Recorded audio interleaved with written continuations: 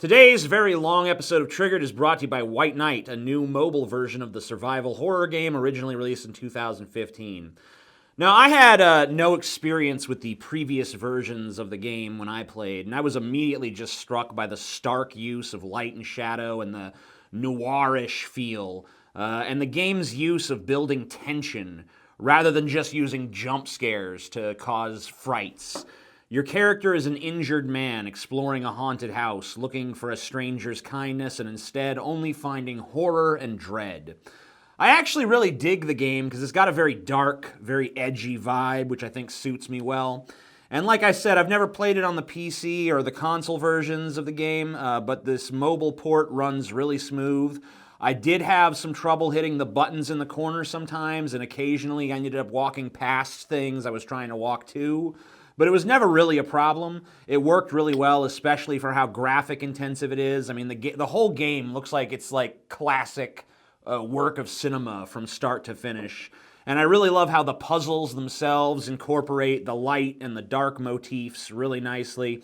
So if you want to check the game out, it's the first link in the description down below. And remember, supporting my sponsors helps to support this channel.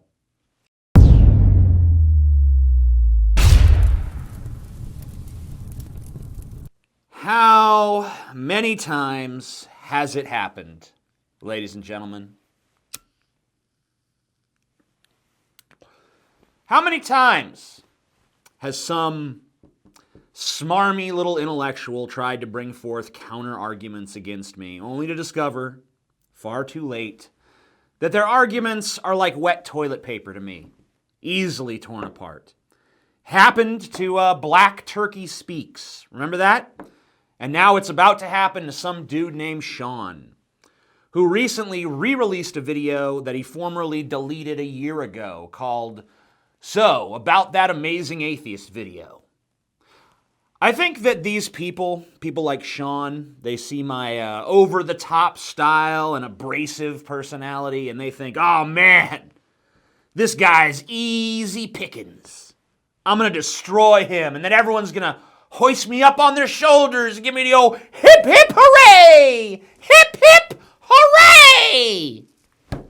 And once again, I must demonstrate how misguided this thought process truly is. So for the first 6 minutes and 10 seconds of his frankly boring 19-minute video, it's this pointless extended introduction where Sean bloviates about his virtue and throws shade at the skeptic community. Why he chose to devote 6 slogging fucking minutes to something he could have said in 30 seconds? And that he didn't even need to say at all? Total mystery to me. Maybe his audience is just ravenously hungry for drawn-out, pointless garbage. So, then he gets into the meat of his video. Actually starts talking about something that matters. Me. I'm going to play a large chunk of his video now, as much as I hate to cut from myself and all of my grandeur.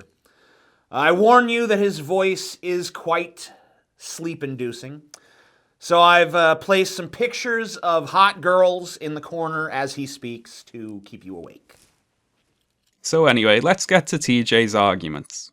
And I'll give a short summary of the section of Milo's video TJ is responding to. We'll watch his response, and then we'll respond to his response. What fun. So Milo says, all members of a majority are biased against the members of the minority or oppressed group. And TJ responds, the minority is always oppressed by the majority, just like the 0.1% richest people are all oppressed by the 99% poorest people. That's how that works, right? Oh, yeah! Now where TJ's went wrong there is that he's only thinking of the minority and the majority in a strictly numeric sense. He's only considering the mathematical use of the words.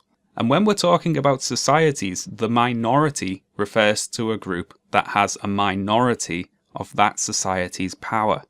For instance, black people in the United States are both a statistical and social minority.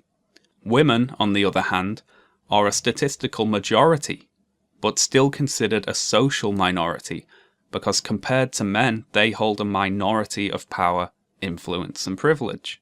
In TJ's example, the rich are a statistical minority, but they're not a social minority, because they have a majority of the power.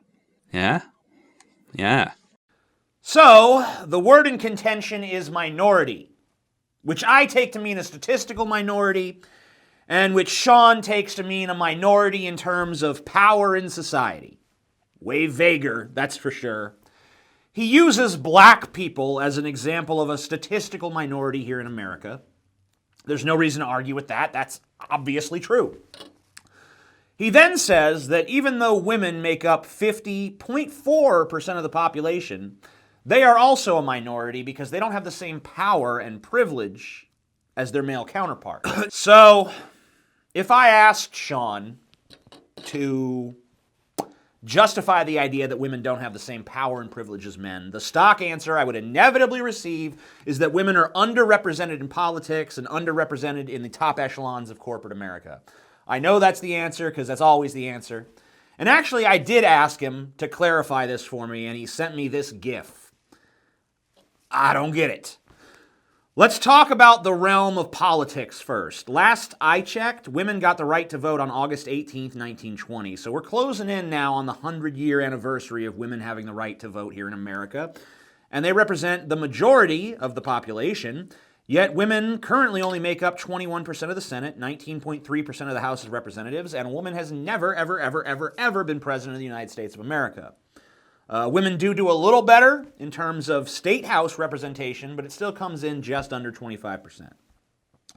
So, even though women are half the population, and half the voting population, more than half actually, they make up about a fourth of all state senators, and a fifth of Congress, and a stunning 0% of all U.S. presidents ever.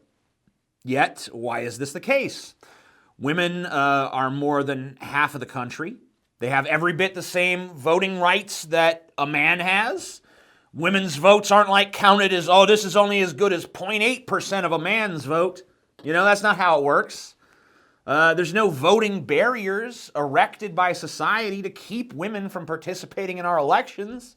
And hell, even polling has shown that both genders have a slight preference for their own gender when it comes to politicians, which just makes this state of affairs even more inexplicable.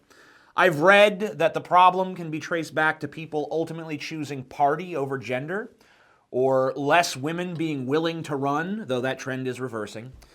I've read that married women are less likely to identify with women's issues than single or unmarried women. I've read that women candidates are sometimes held to higher standards than male candidates. I've read lots of things written by lots of people on every side of every aisle, but nothing that definitively answers the question of why women don't vote for women. But ultimately, the reasons don't matter as much as the facts. The fact is, for whatever reason, women have more voting power than men do, but they do not use it to elevate other women. I don't think women are alone here either, by the way, in not being represented. I think most Americans are poorly represented by their elected leaders. We live in a country where the politics of those in power bears very little resemblance to the politics of the people. So ultimately, I think we're all poorly represented. I also think it's a bit sexist to assume that only a woman could be a good representative for a woman. A man is every bit as capable of championing women's issues as a woman is. And if you don't believe that, then why are you doing it? But think about this. As it stands now, 60% of Americans believe in universal health care. And is it a serious debate? Is it impending to happen? No. A majority of Americans, 60% again, believe in some form of gun control. And that's another debate that just spins its wheels in Congress. So ultimately, the people in this country are not well represented by their elected leaders. But you know who's to blame for that? We are. We're the ones who, when we see a candidate who actually shares our beliefs, we say, well, I'm not voting for them because they can't win. Well, yeah, they can't win because you won't vote for them. And ultimately, that responsibility falls on us. And if women, who are the majority, not the minority, are unsatisfied with the amount of women in the halls of power, then that's on them. Personally, I think it's disgusting to vote for someone just because you share some superficial character trait with them, but that's just me. So now let's talk about women in corporate America. Only about 7% of CEOs at America's largest companies are women. Stunningly minuscule.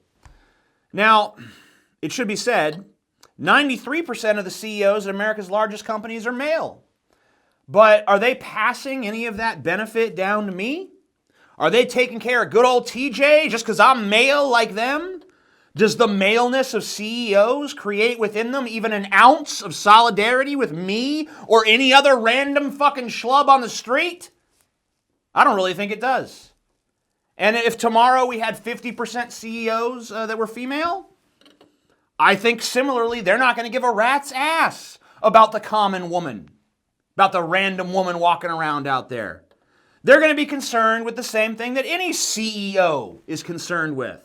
Their own wealth, their own power, and the perception that they're doing a good job running that company. That's what a CEO gives a shit about, not the people of this country, not the people below him. That's shit they say in commercials to sell you bullshit. That's all that is. Sexist attitudes most certainly do play a role in this, and I don't have to convince Sean of that, so I won't bother throwing too many statistics at him. Just one, for example. 46% of people say a man would do a better job as the head of an oil and gas company. 11% said a woman would do better, and 37% said it makes no difference, or it depends. Obviously, with attitudes like that in existence, women can have a more fraught and difficult path forward to a position like that. Although, it should also be noted, respondents in that same poll said that women would be better at certain CEO roles, like head of a major hospital or major retail chain. And I mean, so much of our business in our consumer culture, America, is retail. And 37% think women would do a better job at that than men. Only 15% think men would do better. 44% says it makes no difference. Obviously, if those preconceptions were some kind of huge advantage, then women CEOs would be dominating the retail industry. But they're not. We have to look at the behavior of women as a social group to truly find satisfying answers. In 1999, after years of going up and up and up and up and up and up and up, the number of women in the workforce was at 74%. It's down to 69% as of 2014. So less and less women are even participating in the workforce. In polling conducted by the PR firm Zeno Group, only 15% of women between the ages of 21 and 33 have a desire to lead a large and prominent organization. Now, in all fairness to Sean, many of these women said they didn't want such a position because they felt it was too hard for a woman to get that position in the first place. A Gallup study from 2015 showed 39% of women prefer a male boss to a female boss, with only 26% favoring a female boss over a male boss. Another Gallup poll from the same year showed that 56% of women with children would prefer not to be working at all, even if they currently are. I mean, are you getting the picture that I'm painting here? I could rattle statistics and polls all day, but at the end of the day, the results are clear. Women are not as work-oriented as men are. That's a generalization. There are lazy men who don't want to work. And there are women who are super fucking goal-oriented and industrious. But generally speaking, women would rather choose home life or a work-home life balance. Men tend to be more ambitious and more willing to sacrifice their home life for work. So, do you think maybe that could be a factor in why there are so few female CEOs? I'm not even asking you, Sean, if you think it's the sole reason. I'm just asking if you think it could be a factor. So anyway, I don't agree with your definition of women as a minority. I know they're legally recognized as that in several states. Sure. But I don't agree with that either. They're 50.4% of the population, and they have the same rights and same opportunities as men. They just choose to use those rights and opportunities differently. And then they blame men when they're not pleased with the overall results. You know, like, what does it fucking matter? If a woman is personally fulfilled in her own life, what does she care if some other bitch that has nothing to do with her becomes a fucking CEO? And just on a personal note, before we move on, if women became 50% of CEOs, you know how I'd feel? I'd be fine with it. You know how I'd feel if they became 90% or 99% or fucking 100%? I wouldn't give a shit. I'd be fine with it. Because I don't really care who's a CEO. I think they're a bunch of criminal fucking cocksuckers anyway. If you're measuring your self-worth by how many people who share your gender are CEOs, that's a sad fucking statement on you as a person. So, okay, I don't think I needed to spend quite so much time on this one, but I guess ultimately I felt it was necessary. So let's move on. Milo says imperialism created cisnormativity and heteronormativity. And TJ responds, Then why have these been the norm in every human culture that we've ever heard about? Now I'll interrupt TJ there. My understanding of the word heteronormativity is the belief that heterosexuality is the only normal or natural sexual orientation. And TJ says that this applies to all human cultures that we have ever heard about. So all we have to do to disprove this point is name one human society ever that considered same-sex sexual relations a normal part of life. And one obvious one should immediately spring to mind. And now I don't actually know too much about ancient Greece. I'm more of an ancient Rome guy. And the Romans had an interesting attitude towards what we would call homosexuality. You see, the Romans didn't see things in terms of our modern notions of gay and straight.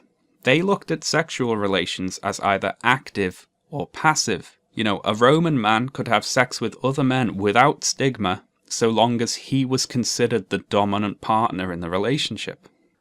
Okay, so Milo says that imperialism created heteronormativity and cisnormativity, and I say that those have been the norm in every human culture, and you cite Greece and Rome as examples of societies where homosexuality was tolerated as the norm. So your example to disprove my argument against imperialism creating heteronormativity is to talk about the Roman Empire. Last I checked, Rome was kind of imperialist. I don't know. You know, empire, imperialist, they kind of go together just a little fucking bit. I'm surprised, though, that you felt the need to go all the way back to ancient Rome to defeat what you thought was my premise. Why didn't you just cite modern-day America? Gay marriage is legally recognized throughout this entire country, so obviously this culture is not heteronormative.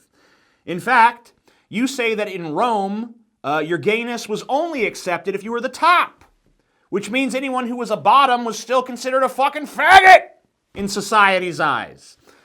We've gone further because now it's okay to take it up the butt as well as give it up the butt. So I think we've surpassed ancient Rome, everybody. Big hand for America. So if by your standard Rome was not heteronormative because they accepted tops, then surely modern day America isn't heteronormative because we accept both tops and bottoms. Yay, America! Anyway, in my video, I wasn't even talking about heteronormativity, so let's change gears to cisnormativity, which is the issue I was actually trying to address. I said cisnormativity has always been the case in every society.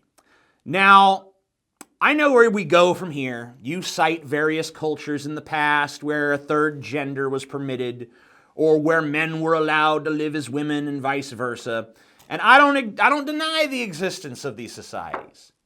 But they were still cisnormative societies by any definition that would include our own society. I assume that Milo's definition of cisnormative is probably similar to the definition featured on Queer Dictionary, which I will now read. Definition of cisnormativity. The speaker said all women need annual pap smears, and while I appreciated the message, I could have done without the cisnormativity. Cisnormativity is the assumption that all or almost all individuals are cisgender. Although transgender identified people comprise a fairly small percentage of the human population, many trans people and allies consider it to be offensive to presume that everyone is cisgender unless otherwise specified.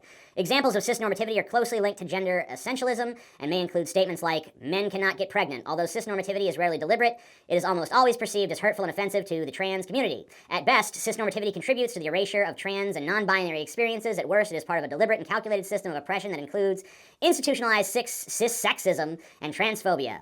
The word cisnormativity was first used in the 2000s, but its first recorded academic use was in the Journal of the International AIDS Society in 2012. It is a combination of the prefix cis, as in cisgender, and the suffix normativity as a complement to heteronormativity. Whew! Quite a definition. But by that definition, which is the only definition I could find that would make our culture cisnormative by Milo's standards, a cisnormative society is one where if I look at a person who appears to be a man, I assume automatically that they're a man. If I look at a person who appears to be a woman, I assume automatically that they're a woman. This has been the case in every human culture, even ones that accept trans people or some form of other sexual identity, gender identity. Because trans people only make up 0.3% of the population. Human beings have always assumed that a male is a man and a female is a woman. Even if they allow for divergence from that, that is still the norm. There has never been a society that you had to walk up to someone and ask their gender upon meeting them. And if there ever was, then I guess I stand corrected. But it's going to be up to you to show that to me because I haven't been able to find it. Hell, why is this the norm in animal cultures? A male lion is different than a female lion, not only physically, but in their roles. You know, a male gorilla is different than a female gorilla, not just in terms of their physicality, but in terms of their roles in gorilla society. And you can go all the way down the evolutionary line to most species that sexually reproduce, and you're going to find that there are delineated roles for the genders. So it's not some human construct. It's not, ooh, imperialism. You see, Milo said imperialism created cisnormativity and heteronormativity. What TJ is arguing against is this. Imperialism created the concept of gender roles, and that's why he started talking about animals.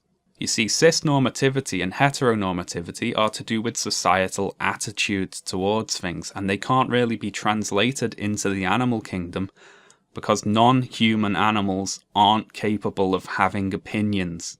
So even though TJ got the wrong end of the stick and is arguing against something that Milo didn't actually say, let's briefly address his point anyway. So to start with, TJ is right. Animals do have physical differences between males and females, and males and females do often serve different roles. Now what he missed is that these roles are capable of change. They're not set in stone. You know, lots of different animals have evolved in a lot of interesting ways.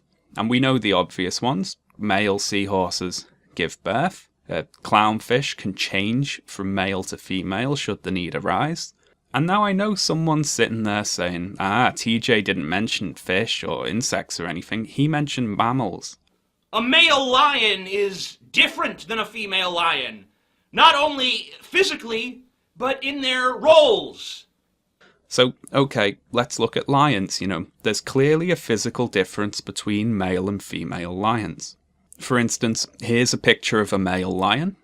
No, it isn't. It's a picture of a female lion. Now, apparently some female lions are growing manes and taking on the traditionally male role of frightening away competitors. Gender-fluid lions, eh? Who knew? Okay, you're misconstruing my argument pretty fucking badly. As far as I can tell, you think that I think that Milo was saying imperialism created gender roles and I'm responding to that. No.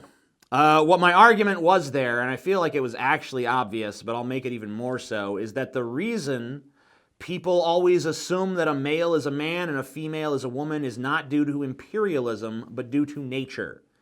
How you think gender differences and gender roles are a totally separate issue from that, I don't get that at all. That gender roles and cisnormativity are part of the same fucking subject matter. They're the same exact fucking issue. I don't understand your fucking weird objection like, oh, he misconstrued what Milo was saying. No. You misconstrued what I was saying, and I also think you misconstrued what Milo was saying, honestly. So, just to recap, in case it still hasn't sunken in, Milo said imperialism created this assumption that sex and gender are linked.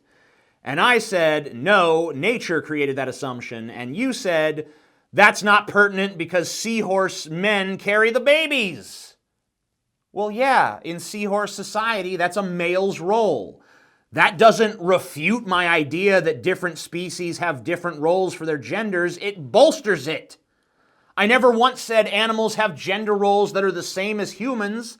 I said they had delineated roles that were based on gender.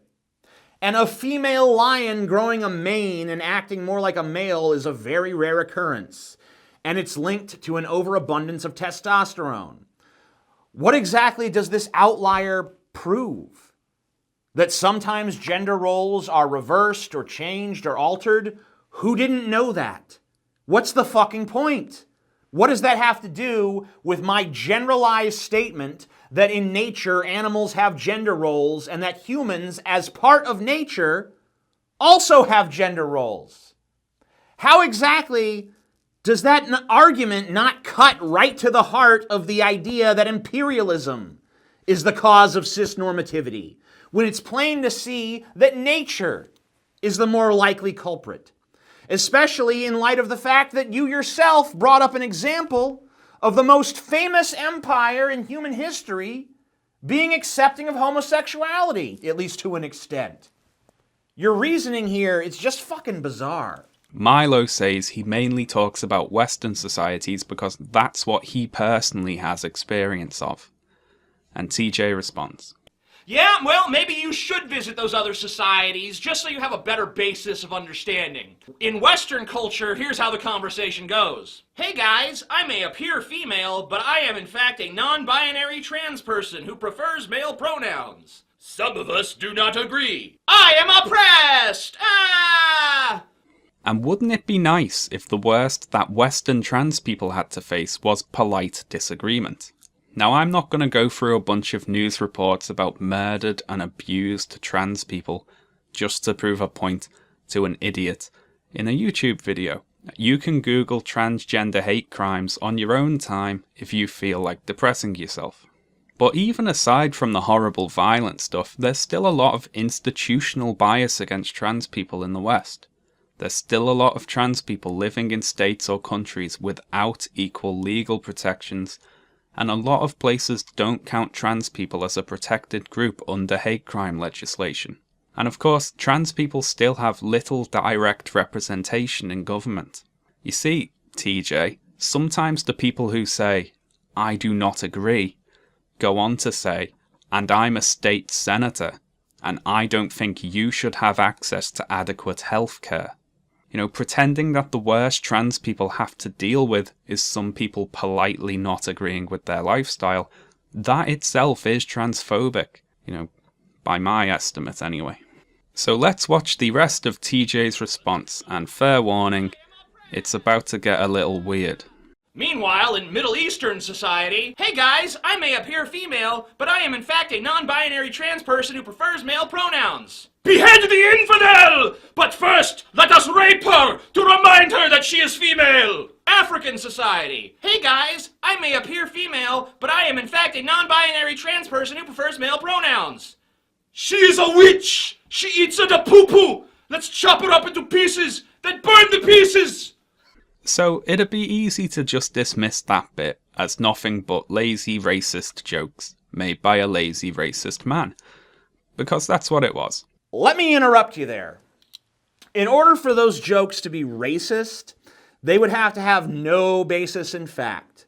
So you can call them lazy racist jokes by a lazy racist man all you want, but that doesn't change the fact that Islamic and African societies are not very progressive on issues of trans rights or trans people at all. I even saw someone in your comments praising Iran, because apparently Iran has more sex changes than any country but Thailand. I was really surprised to learn that. I was like, wow, really? That doesn't sound like Iran. Then I did some further digging.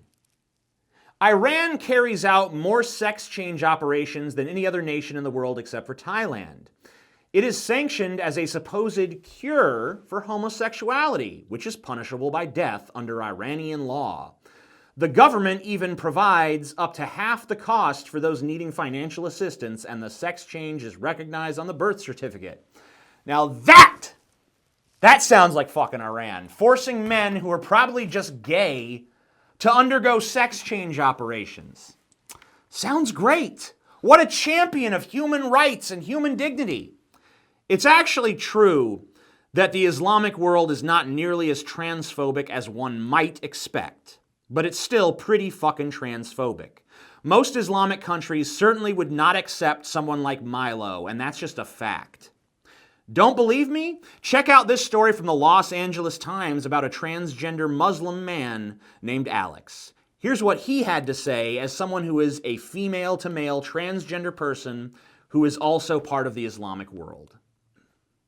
Alex is aware of media reports that naively heralded Iran as an affirming place for transgender people in the wake of their 1987 decision by Ayatollah Ruhollah Khomeini allowing gender reassignment surgery. Iran is now the second largest center for the procedure behind Thailand, according to some estimates. Alex has also heard about a smaller religious ruling by clerics at Al-Azhar University, the leading institution of Islamic thought in Cairo. Those decisions just allow them to fix people and say they don't have gay people, Alex says. It's because they are so conservative, not because they are liberal in any way. They would never allow someone like me, a trans man who is sexually attracted to men and women and trans men and trans women. So, maybe you consider this information lazy and racist when it comes from me, but do you have the gall to say it to someone who's actually lived through the truth of my words? Your move, Sean. Now on to Africa. I read an article about Audrey Mbuga. Sorry, I know. Kenya's first transgender celebrity. And while much of the news about her is encouraging, she is the first to spotlight how far her country still has to go on the issue.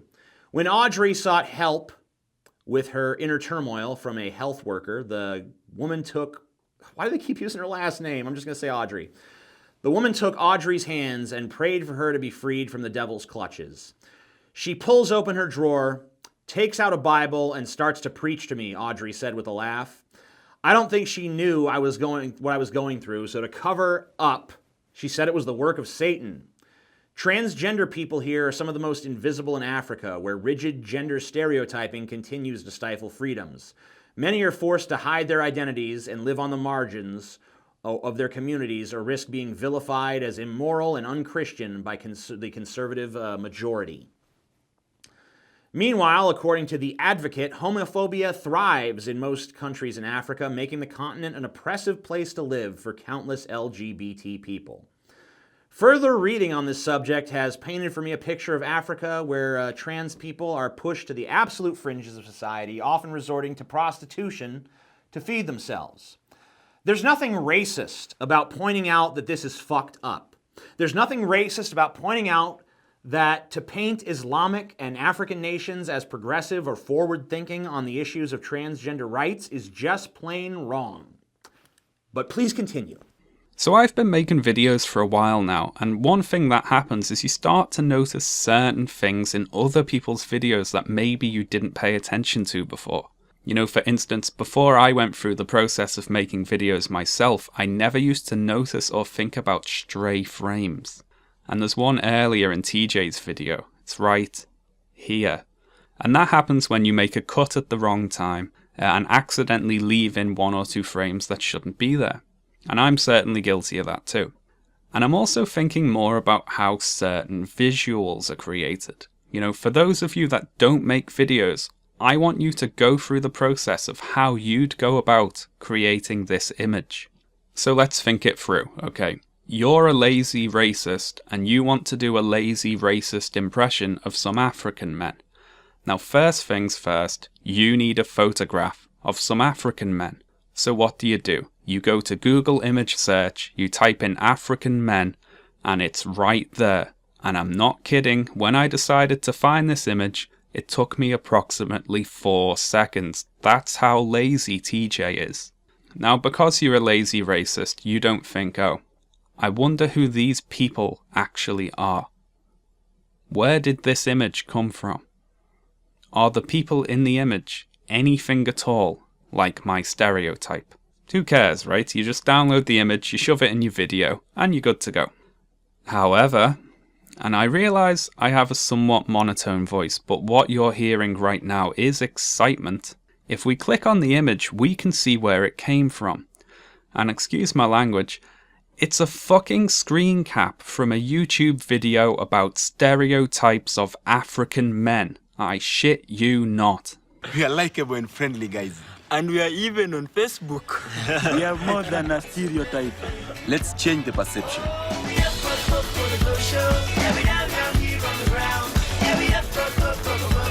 TJ, you dumb fuck. They're a bunch of university students talking about how they're stereotyped as violent and stupid. And what did you say? She is a witch! She eats the poo-poo! Let's chop her up into pieces, then burn the pieces! But you don't really think of us that way, do you? Oh, I'm sorry, seemingly friendly African man. Apparently we do think of you that way, because we're racist and too lazy to do even the bare minimum amount of research. So, first of all, that "eat the poo-poo," that line was, that you thought was so racist of me to ascribe to an African person. Take a look at this. So I've done research. This is what they do. Number one, you can see a man here having sucked the other person's rectum, and the other person is poo-pooing, and this one is eating the poo-poo all over the place. Huh? Tell me, when you have a law against homosexuality, do you say except eating poo-poo? I mean, look at this guy sincerely. Bishop. Stagafulaizaha. Huh? Hajat. We do not want this sickness. This is sick, and it's therefore deviant. We do not want it. Yeah, I based that on a real thing that really happened. And you say I'm lazy because I use one of the first images on a Google image search? Well, what was I fucking supposed to do? I was supposed to fly to Africa, take a quick picture myself?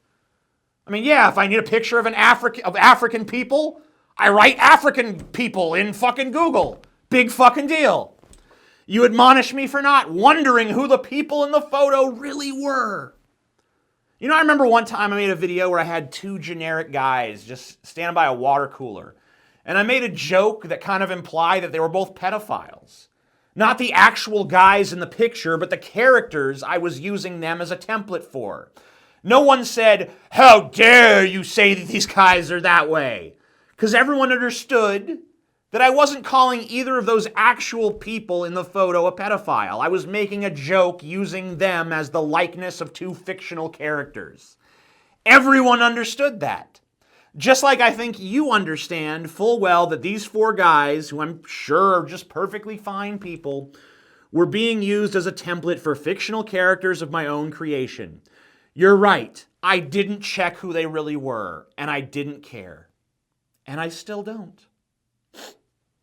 No one believed for a second that I was saying that those actual people in the photo must be that way. You'd have to be an idiot to interpret it that way. Or you'd have to be strawmanning like a motherfucking little bitch. So, that being said, do I see the irony of applying a stereotype to people in a video against stereotyping? Of course I do. And it's funny. And if it were treated like the humorous coincidence that it was, then I'd be laughing right along with you at myself. But that's not how you're presenting it. You're presenting it like, TJ should have researched the origins of this photo before he besmirched these poor men. What? Do you look up the biography of any generic stock person that you put in your videos? I've never heard of any YouTuber ever doing that. And if they do, I think it's a colossal waste of time. I feel bad because this is supposed to be the major gotcha moment in your video. But I don't know what I'm supposed to be got by. What's your point against me here? I should have done research into the photo before I made a joke about it because to make sure I wasn't treating people unfairly, representing them unfairly, when literally no one watching in their right mind would ever have perceived my joke as representing the actual people in the photo in the first place? Okay, well, I guess if that's what you were trying to do, if that's the message you were trying to send to me, then you got me. You're right, I fucked up. Next time I ever put a stock photo up, like this guy here, who is this guy? Who is he? Who knows? He could be anybody. Maybe that's someone's fucking son, or maybe he's a serial killer. I don't fucking know. He could be both. Let's all look into his gut-wrenching backstory, because we all care, right? Overall, Sean's video is respectable enough in that it at least attempts to make arguments and doesn't completely rely on ad hominem bullshit. It's just too bad the arguments weren't better. I'm TJ Kirk, and if you support this channel, please consider contributing to me on Patreon. I know that I now have a PayPal down there as well. You can also help me out by subscribing to this channel, giving this video a like or a dislike. I don't give a shit. Sharing it around with other people who think, that you might like it or that they might fucking at least find it goddamn interesting. I don't know. Thank you for watching, and welcome to all of Sean's newly converted fans, hopefully. Peace the fuck out.